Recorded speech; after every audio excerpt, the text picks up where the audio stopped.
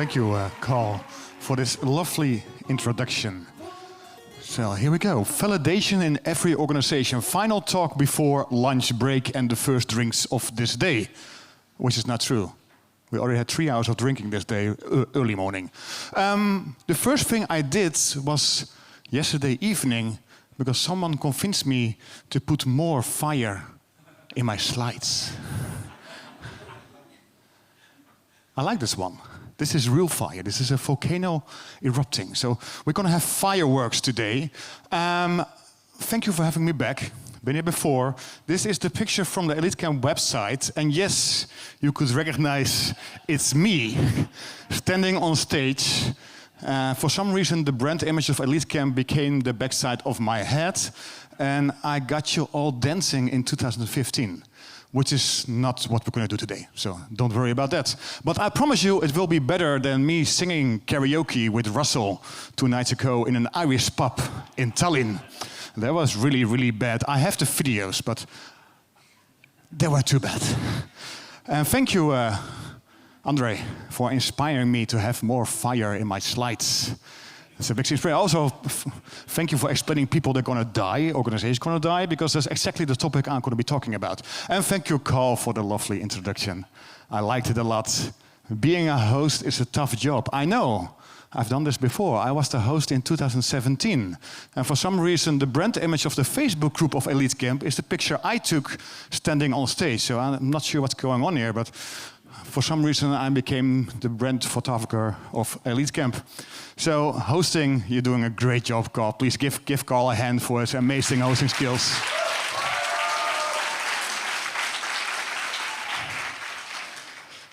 I like this conference. This is my 4th time. This was my first time, exactly 5 years ago, when the Netherlands beat Spain with 5-1 on the World Cup. That's a long time ago, I know. This was the picture from 2014, and the good thing is, I can see people on the picture that are in this room. So this is all about a community spending time together and sharing knowledge. And that's the thing I really like about Elite Camp, all the time we have together. So please join me for drinks and more talks during the evening and late at night. But please make sure you are not like this guy and optimize not having hangovers the next morning, because you have to check out before 10 and be there for the first speaker, because third day, first speaker, that's a tough slot.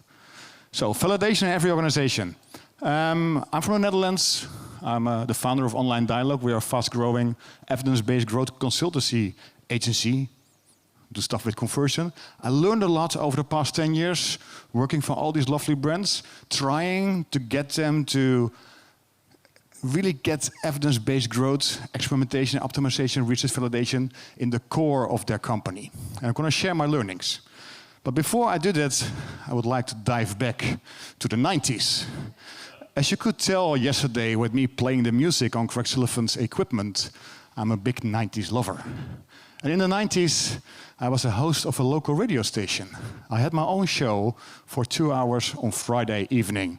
And it didn't look like this. My setup was more like this. The first computers in there. It's not so professional, but it was fun.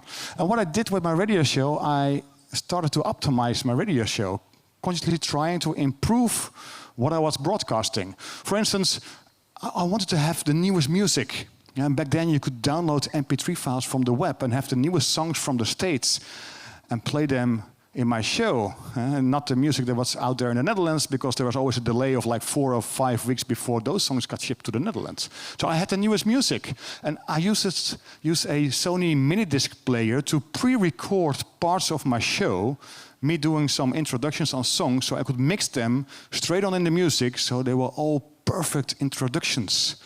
It took some time, it took some hours. I created a website, so people could find my show the whole week. And that website also had an email address on Hotmail, so you could email me about events in the local neighborhood, so I had newest stuff in my show. So I was optimizing, and at first it took me always 16 hours preparation to do a 2-hour radio show, but in the end I was able to fix this in like 2 or 3 hours preparation for the 2-hour show. And I had fun, and it was working.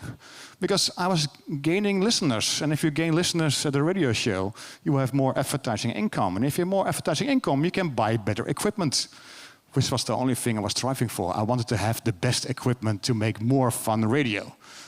So I was doing this, and I was convincing the other hosts of the radio station to take the same approach. Like, this is the way to go. You need to automate the web, email, interact with people. Oh, we're going to grow amazingly big. But the only thing they wanted is have more radio. They didn't like the web. They didn't got email. They didn't know about how to create stuff with the Sony mini disc, how to download MP3s. I wasn't able to convince them. So after 2 years trying, I left the radio station, heartbroken. And the fun thing is, they still exist. There's still a local radio station in the Netherlands, and they even have a website now. It's not a $10 billion website, but hey, it's a website. And of course, they have an email address and so on and so on. So in the end, they moved along also. But I left 20 years ago because I fell in love with the web. I fell in love with creating websites. So that's what I did. I started creating my own websites. And what I loved about websites, you could see user interaction. I started doing analytics-driven optimization. Look at my data in the log files, make a change to my affiliate links on my index portal to see if I could make more money in the next week. Data-driven optimization. And of course, over the years, it grew to experimentation on customer experience. That's the thing we were doing with online dialogue for 10 years now. And I've learned a lot about digital user behavior. And it's amazing how to understand how attention works. Perception is fascinating. The needs of users and how their motivations work. It's really fun. And what I really like about this industry, that nowadays I'm invited to share my thoughts on this for an audience that does believe in CRO as a really big thing and really important thing in companies. So thank you for your attention and time and listening to my talk. We believe in CRO. We all do CRO in the company, and we think it's really important. And this is our CRO department, and these are all the other teams and departments in the company. And we wanted really to make it more like this, or no, even this. The whole company should do CRO. It should be like this. It's the cornerstone. It's the heart of the company. CRO will drive growth, and we're all going to have fun and grow and not die. But I think we're on the wrong track here. I think something is really wrong, and that's what I'm presenting today. Today in validation in your organization, I'm going to tell you why our current CRO jobs will die. I also going to explain you why it actually might be a good idea to kill those current CRO jobs. Then, of course, once you have this big problem, I'll come up with a solution. And the solution is, of course, about how could we reach our end goal. But to know how to reach our end goal as optimizers, we should know what our goal is anyway. What is our goal? Why are we doing this job? So let's dive in the first one. Why our current CRO jobs will die. CRO started really to take off 2010. VWO and Optimizer came to the marketplace with their drag-and-drop A/B testing solutions. And he had a couple of MacGyvers, one person in the company, jack of all trades, capable of doing some data, some experimentation, some thoughts, creative, and so on. And started to run some experiments. A/B testing. Mostly on low-hanging fruit, like testing a ghost button against a real button. Changing headlines, copy, simple stuff. Changing the 404 and not having a washing machine, maybe. The fun thing is, these people did not really understood statistics.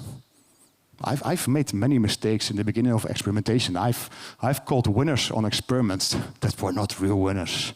I've been there. I had to learn. But the fun thing is, these people were able to convince, as being a MacGyver, they were able to convince management that they found real gold. And this is something we should do more. We should expand. So from the MacGyver state, they went on to the second state of maturity in CRO, which is what we call the A-team state. They created a CRO team, multidisciplinary team for CRO. A designer, developer, copywriter, consumer psychologist, doing CRO. doing lots of experimentation. And their pace is like this. Experiment takes for like 6 or 7 weeks from like thinking phase to completion, analyzing, and so on. So they do an experiment, but they're now a whole team, so they do more. They start new experiments every week. But this is just one team in the company, and there are way more other teams in the company. For instance, there are product teams. And these are agile teams, as Andre said. So they do sprints. They do 2-week sprints. It's a different pace than the experimentation team is having. They do sprint. And they also have lots of marketing teams. And marketing teams are like prepare and do the campaign. And the campaign takes 4 weeks. And if you want to do an experiment on a campaign, the experiment takes 6 weeks, but the campaign is only 4 weeks. So you are 2 weeks short of finding out what you should have been doing in the beginning. So it doesn't fit at all. It's a different pace. And the bad thing about this A team, this centralized optimization team, is they are freezing pages. If they're running an experiment, they're going to tell the marketing and product teams, well, this checkout page cannot be touched for the next coming weeks. We are running an experiment. You can't do anything, because if you deploy something, the experiment probably will break. And this is something product teams and marketing teams don't like. They don't like the optimization team to freeze pages. And they should cooperate and work together, but marketing and product, in their opinion, should be in the lead. This is not the right way to have CRO in the heart of the company. And of course, the optimization team sees the issues and is trying to help those marketing teams and product teams to embed more optimization in their way of working. But then they have this big problem of what we call the gap of wisdom. They have been optimizing for 3-4 years. So they're quite knowledgeable about user behavior, about data. They really have skills. They are the experts. And what happens if this A team, they were MacGyvers, then they became an A team. They're really good in optimizing. They've learned about statistics, and they now really are adding value to the company. What they have is lots of pride. And they are really proud of what they do. And if they're trying to help others explain the marketing product teams what to do, and if these teams are doing a small step or their first experiment or even the first heat map review or whatsoever, they will tell them, oh, this is what you do wrong, this is wrong, this is wrong, this is wrong. Because they have lots of pride. They're self-righteous, overly critical, and fault-finding, which is really good for an optimization team. Good DNA, being fault-finding. Pick the spots, optimize it. They look at the life through a telescope, but others with a microscope. This is what they're proud. Optimizers are proud. But if you want to help people, you should be way more humble. Humility is realizing how far you fall short, having an overwhelming sense of need to grow. Compassionate and forgiving looks for the best in others. These are enablers. Humility is not thinking less of yourself, it's thinking of yourself less. If you want to train people to embrace optimization, you need to enable them and don't focus on what they're doing wrong. They need some time to learn. So in my opinion, what's going on here is that we are running at the wrong pace with the wrong mindset to grow. So this is why I think our current CRO jobs will die. We don't fit in the pace of the company, and we are just one team, and the product teams and marketing teams, the growth teams, are with way more people and way more important because they implement stuff. We just research and optimize stuff. So why then might it actually be a good idea to kill those CRO jobs? And I mean, really, really kill them. Well, first of all, the name of our industry. Conversion rate optimization. Also, the word optimization is in the UK, of course, it's an S, and now it's a Z, and it's stuff. But optimizing conversion rates, that's a stupid name. If I shut down my cheap affiliate traffic, my conversion rates will go up. At least tell conversion optimization or optimization, but it's not the right name. So please throw it away. We had a discussion on the CXL Facebook group already almost 3 years ago. Pep saying this is the old Pep, long sentences. Lots of CRO people are unhappy about the term CRO since it doesn't describe what we actually do. We're not optimizing conversion rates. Lots of alternatives, but no one, and neither of them had a wide appeal. Maybe we should call it conversion and revenue optimization or something. So it's the start of this discussion. People jumped in. Brian Gugelman said, I hate it too. I don't like the C. I like the O. I like the optimization part. But conversion rate, that's nothing. But then this guy jumped in saying, no, we need a better, we need an X definition inside high quality experience and revenue optimization. We are the heroes. Talking about humility here. Well, aren't we trying to improve user experience? Yeah, true. Conversion optimization is still very client-centric. It has to do something with user experience. Craig Sullivan saying, and they make it so school of thinking, outcome optimization. Well, not very client-centric, but optimization seems to be good. So Pep decided to, just in case, register the domain name optimizationxl.com, which he still owns. So well done, Pep. And then I told him, well, maybe it should be long-term impact XL, and he was on it. But I fully agree with Carl here, and Carl already showed the picture, me sharing this in Austin a couple of months ago. Don't focus on the term, fully agree with Carl here, or the next buzzword. Just help your clients grow their business. It's not about you, it's about them. They don't care if you call it usability, UX, hero, growth hacking, or... There you go. Which is, by the way, an awesome domain name, Pep. So if it's available, I should take it. Now, the strange thing is, in optimization, we're still doing that low-hanging fruit stuff, which is stupid, because if you have to fix stuff, we see ourselves as plumbers sometimes, fix all the holes that other people are making. But come on, of course, best practices is a tough thing to do, so most we say best practices no, but there are usability principles. If you're running experiments on usability principles, it doesn't make sense. The team that's not using the usability principles should have fixed this already before it was shipped. So teach them usability principles and make sure you're running experiments on stuff that matters. And also the small stuff, like Andre already said, make bigger experiments. Because the small stuff, the button copy, the button color, the button size, it can have an impact. I'm not saying it's not helping your conversions, but probably it will be a small one, a small impact. And you have AI to solve that, because it's fixed, it's a fixed state of a color and a location and a copy. Give it to AI and they will maximize it from local maximum to global maximum. This is not stuff you want to spend your optimization team resources on.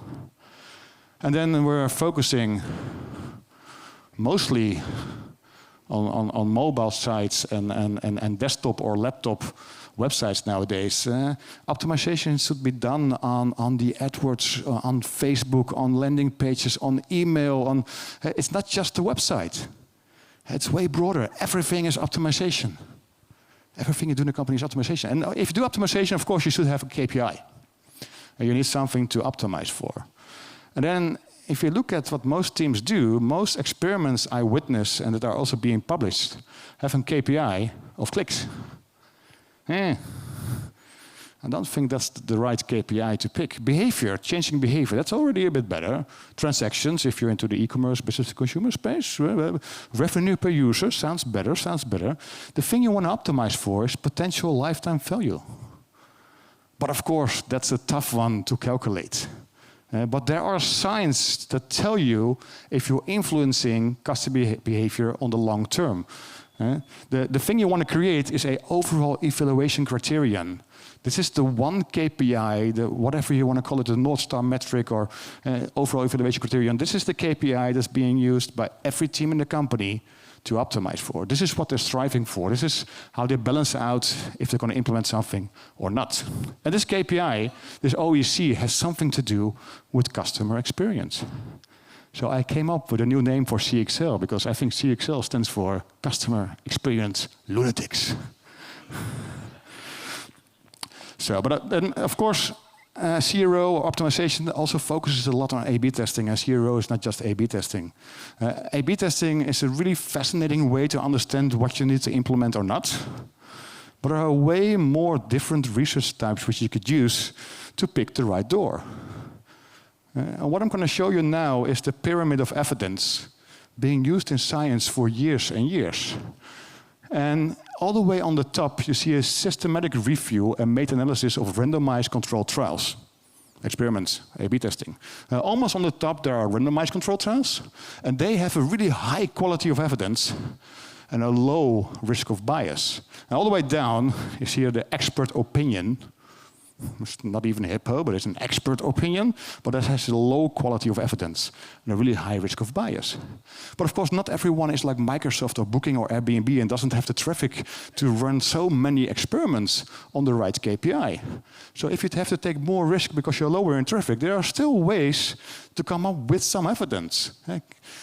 Case controls, cohort studies in your data, but also surveys are also on this list. It's a bit lower quality of evidence than A/B experiments, but still the risk of bias. There is more risk of bias, but not as much as an expert opinion. So you want to use this pyramid to understand what you need to implement.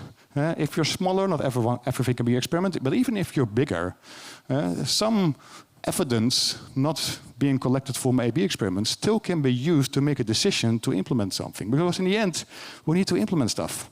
That's what we do. If we only run experiments or research and don't implement anything, we're not making any money for the company. So to summarize, we have the wrong name, we do the wrong stuff, we're not using every channel, we have the wrong KPI and the wrong methodology. Well, this is why I think it actually might be a good idea to kill those current CRO jobs. And then after this presentation, people always ask me the question, well, but we are just starting with experimentation CRO in our company. We're not that mature yet. What should I do? Of course, you should just start with this one person and then make a team. And make sure you prove yourself, you're earning money. But once that is done and you want to move on to the next phase where everyone is doing optimization, then you have to think of this story. So the part we're now going into is how to reach our end goal. And what is the goal anyway? What is the goal of us optimizers? To me, optimization is all about effectiveness. What we're doing here is making sure all our resources are working on stuff that will make an impact. We're not wasting resources. This is what we do, making sure resources are working on stuff that will make an impact, effectiveness. And the fun thing is, I speak at many CRO conferences, and the size of CRO conferences is from here to 400, 500, maybe even 600. Maybe some organizers even have 700 people in the room. But if you look at stuff that's really appealing to business, and that's way bigger, if you take Lean, Six Sigma, Agile, Scrum, those conferences have 15,000 attendees. This is stuff that's way more important to business than what we do with optimization. But the fun thing is, these are all methods, all popular methods that mostly focus on efficiency. And what they're trying to do here is create more stuff with the same resources. Or create more, with more resources, even more stuff. But in the end, it's efficiency. Create more stuff with the same resources. What I would like to do, what I think we're striving for, is to combine efficiency with effectiveness. That's not creating more stuff, it's creating better stuff with the same resources. So creating better stuff with the same resources. And of course the question is, okay, what's the difference between more stuff, just efficiency, and better stuff, also effectiveness? Well, this is a chart from Optimizely Research, 2018. They looked at companies with a culture of experimentation, optimization, validation, compared their growth to companies that don't have that culture. So the red line is doing more stuff because they're all agile. The blue line is creating better stuff because they have a culture of validation. So efficiency and effectiveness. Maximizing the number of positive impacts with the same resources, or even you could skip the same resources because you want to grow, and if it's working, you want to add more resources. So it's all about maximizing the number of positive impacts. So this is the thing we should do as a CRO team. And the fun thing is, we like to see ourselves like this, the big important part in the company and all the other departments surrounding it. But in reality, it's more like this. We are really small. They are way bigger. We are 10 people, they are 1,000 people, or even more. Or in smaller companies, 1 CRO person. and 65 other people. So what if they apply optimization and effectiveness, even on 50% of the quality you are able to do? If they have 100 times more people with 50% quality, they will grow 50 times faster than you can with your own optimization team. And so to really get effect in the heart of your company, CRO should not be positioned here, but you should see yourself somewhere over here. You're not that important. You are an enabler. What you want to be, the centralized CRO team, if you grow into the next phase where you want to train other teams, you have to become a center of excellence. This is an old business concept, but we call it validation center of excellence. And their responsibility is to make sure that every type of research that you can do, from surveys to A/B testing to cohort analysis, can be performed really easily and really good. They take care of the tools and making sure that other teams can use those tools and solutions. They care about statistics. Those product teams and marketing teams should not care about statistics. This is something they take care of. And if some data quality issues suddenly pop up with ITP 2.2 or whatsoever, they take care of that. They're making sure the quality of research is really good. And also the overall evaluation criterion, that's something they do. They will come up with the right metric and make sure it's reported and all the research is being done by the teams. They are the enablers of evidence-based growth. And this is how you get effect in your company. What they do, they quality assure validation in a company. They're not telling people what to experiment on or what type of research to do or what to research. They just make sure if they do research, it's performed really well and it's easy to do. And they're humble. It's not thinking less of yourself, it's thinking of yourself less. We used to say in CRO, to enable CRO in a company in the beginning, if there's just one person, you need a champion, you need a CRO champion. I think the problem became with CRO champions is that they became the king. They felt themselves as king, but they're just another pawn. And this is how a center of excellence should function. They're just a pawn, they're an important pawn, but they're just a pawn. They're enabling others to be more successful.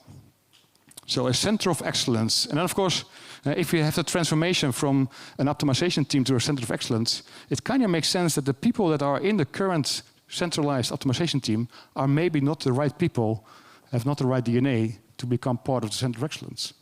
These are enablers. So what to do with these optimizers, these champions? Put them in the teams, put them in the product teams, put them in the marketing teams. They should be in there somewhere because they know how to apply research, be insights-driven and data-driven. And what they should do, they should be in the pace of the product teams and the marketing teams. They have their own pace. We're not going to tell them what pace to have. And these people in the teams are just going to make sure that all this research which you can do will be applied in the pace of these teams. Because in the end, these teams need to prioritize what they work on. What to work on is based on research.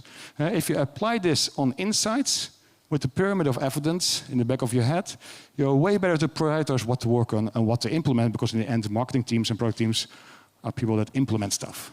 And they need to do this based on data, combining efficiency and effectiveness, maximizing the number of positive impacts. Because I think that's our end goal. Our end goal is to have effect. This is what we do. This is our big promise, get effect in an organization. And the way to do it, to me, is enabling trustworthy research throughout the organization to democratize validation. A center of excellence. I'm writing a lot about this stuff on LinkedIn. You can always find my latest article on this link. I think the current one is still pointing to the madness about business case calculations based on experimentation. But we're learning, because I think we're quite far with how to run experiments and how to do statistics and so on. My talks in 2014, 2015 were really in-depth statistics A/B testing. But I think we're growing. We want to have an impact in organizations, but we're learning. And the stuff we've learned for centers of excellence is only for the last 2 years. So please help us grow and become more mature and respond to the articles. And I'll shift in your own ideas. Connect on LinkedIn with me. Share your thoughts and keep on going to the discussion, because in the end, we want to have validation in the whole organization. Final minute. Going back to the beginning, me being a radio host. What if I would have known 20 years ago what I've learned now?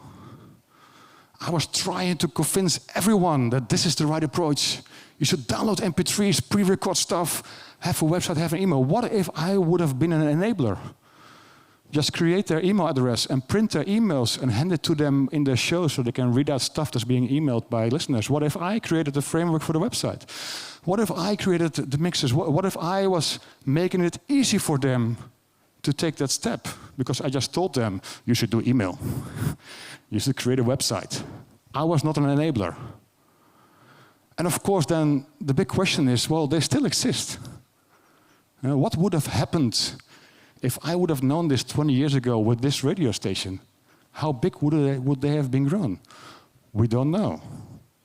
But are you willing to wait with your company, not taking that step, and just to find out in 10 years from now if that was the right approach? Or do you want to move forward and embed validation in your organization? Thank you for listening.